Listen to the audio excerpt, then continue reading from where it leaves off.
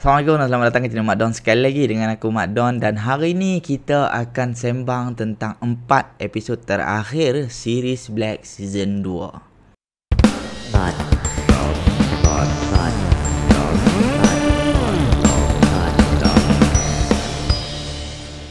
Terima kasih kepada subscriber lama dan selamat datang kepada subscriber baru. Terima kasih sebab setia semua aku daripada dulu sampai lah. Kepada yang baru, kalau hampa suka dengan konten-konten yang aku hasilkan, boleh tekan button subscribe dan juga button notification so that you guys tak terlepas video-video yang telah aku hasilkan. Okay, lah ni kita nak sembang tentang 4 episod terakhir. Sebelum aku go through, aku nak bagi tahu, aku minta maaf dahulu. Okay, sebab review aku sebelum ni aku beritahu kata ada 8 episod saja. Aku ada baca dekat satu blog ni yang mana salah aku lah sebab aku tak double check. Aku kata ada 8 episod saja untuk season 2. Nasib baik aku tag pengarah dia, dan pengarah dia Gas Abu Bakar sendiri yang inform dekat aku, kata dia komen lah dekat bawah tu dia kata dia kata season 2 ada 10 episod. Means aku tersalah info. So minta maaf terlebih dahulu. Sebab tu aku buat video ni nak bagi tahu kata kita nak membincang tentang 4 episod terakhir series Black Season 2 ni. So let's recap. Untuk episod ke-6 ni kita tahu kata Bagas nak bunuh Leo, iaitu Leo ni adalah mangsa terakhir beliau. Motif pembunuhan ke atas mangsa-mangsa di sebelum ni adalah sebab dia ditipu oleh syarikat insurans dan dia kena ambil duit dan mereka letakkan dia kat rumah sakit jiwa. So dia nak balas dendam, nak bunuh semua yang terlibat dalam fraudulent tersebut lah, penyelewengan tersebut. Dalam episod 6 juga kita tahu kata Sofia hilang. Dia ada ada kesan darah yang banyak. So maksudnya sesiapa saja yang dekat tempat Sofia hilang tu, hilang darah yang banyak dan mungkin akan matilah dalam beberapa jam. Dan yang terakhir sekali, Bagas kena bunuh dalam episod 6 ni. Kita ada Bagas yang menculik Sofia, dibunuh. Dan kita tak tahu lokasi Sofia dekat mana. Malik yang struggle pasal benda ni dengan perasaan dia, dan hujung-hujung kita dapat tahu Sofia bukan seorang tapi ada sekali dengan Lokman. So itu recap untuk episod 6. Lah ni kita nak go through kepada kita akan go through episode by episode. But sebelum tu aku nak bagi tahu kata aku nak ucapkan tahniah kepada the whole team yang merealisasikan remake series Black Korea ni. Aku nak express my gratitude lah kepada hampa sebab hampa berjaya hasilkan something yang kata keluar daripada norm series drama Melayu dan juga drama dalam Malaysia ni lah. Mungkin sebab aku tak tonton banyak drama ke apa, but untuk view original kita sembang pasal view original. Aku dah tonton Jibril, aku dah tonton Keluarga Bahadur yang famous semua tu. Let me tell you something, Black is on another level. Okay, itu yang for sure. Okay, Black Korea interesting, tapi remake ni kalau orang yang remake tu tak pandai buat, still benda tu takkan jadi power macam yang asal dia. You know, kalau hampa tonton few YouTuber, vloggers yang ada dekat YouTube tu, mereka ada list down yang filem original lebih bagus daripada filem remake, dan ada yang filem remake lebih bagus daripada filem original. So it's depend on the filmmakers itself, sama ada mereka boleh buat ke mereka tak boleh buat. Jadi untuk Black ni, kudos for the whole team daripada season 1 dan season 2. Team yang lead dia, directors Reza Syam Rashid, Krol Azri, Gas Abu Bakar, Sen Qudsi, all the cast yang terlibat dalam 1 dan 2, all the film crews yang terlibat dalam season 1 dan 2, everyone, you guys done a very good job untuk series Black ni. Aku tak terkejut kalau season 2 ni pun rangkul banyak anugerah in future. So now kita nak sembang tentang episod ke episod, right? Aku akan picky sikit a little bit something because lepas dah buat benda yang bagus dah. Lepas dah buat something yang macam kita layan daripada episod 1 sampai episod 10 ni, lepas dah buat everything yang bagus. So aku nak being picky ni not because I want to, but because we need to do something with this kind of thing. Sebab nampak macam ridiculous sangat. Faham tak? All these small mistakes macam too ridiculous. Start with episode 7. Episode 7 benda paling best adalah confrontation Borhan dan juga Malik.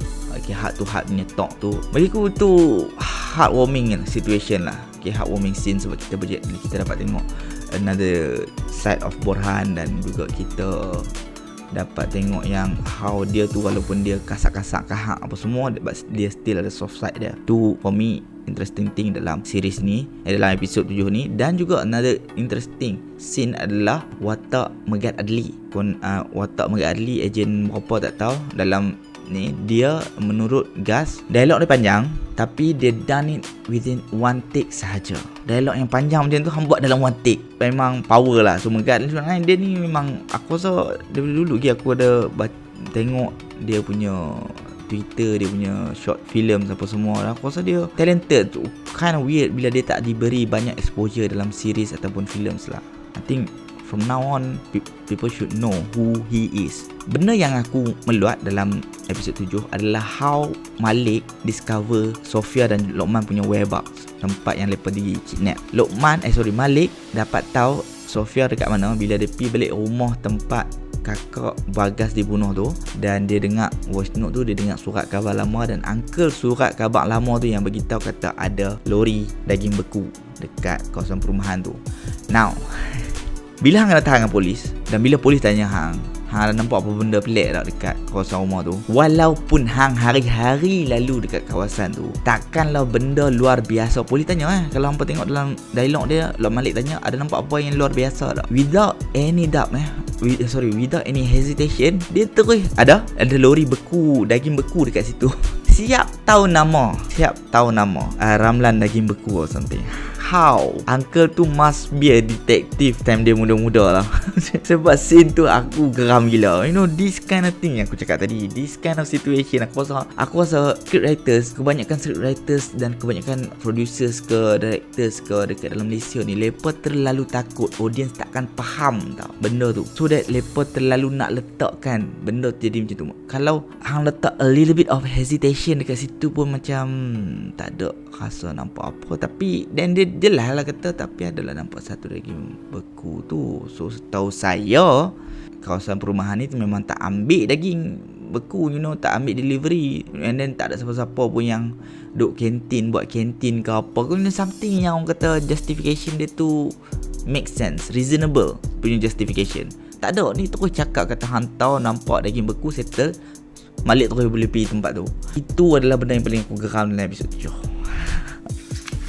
Kemudian kita go through ke episod 8. Dalam episod 8 ni, Borhan tengah siasat pasal Rohani dan juga macam biasalah Nur Najwa, yang mana lead dia membawa kepada dia tahu siapa itu Rohani. And inilah dia punya sad news, Borhan dibunuh dekat episod 8 ni. Walaupun Borhan dibunuh, pembunuhan dia bukannya macam tak bermakna lah. Dia terpaksa dibunuh sebab dia tahu siapa dalang di sebalik semua ni. Dan untuk episod 8 ni, lepas dah reveal antagonis dia, iaitu Joe Razak, you know, bakal Datuk Bandak dekat kawasan tu. Which makes sense lah, someone with that kind of strength saja, that kind of title saja yang nak tanam skeleton in their closet, you know, nak kuburkan mereka punya past experience, past life. Make sense. Sebab kalau dia revealkan antagonis tu someone yang memang daripada episod 1 sampai episod 8 ni tak pernah sekali pun dia tunjuk muka, then kita akan mengamuk lah.